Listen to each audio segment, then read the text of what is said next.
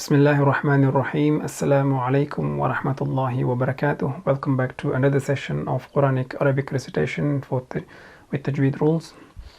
In this session, what we're going to do is we're going to be reciting the third line just for practice, and then the following session would be 10 times. Okay. So this one is za, sin, seen, sheen, sheen, صاد, صاد, ضاد, ضاد.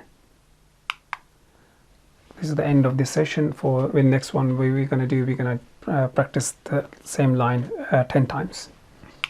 Until then, Assalamu alaikum wa rahmatullahi wa barakatuh.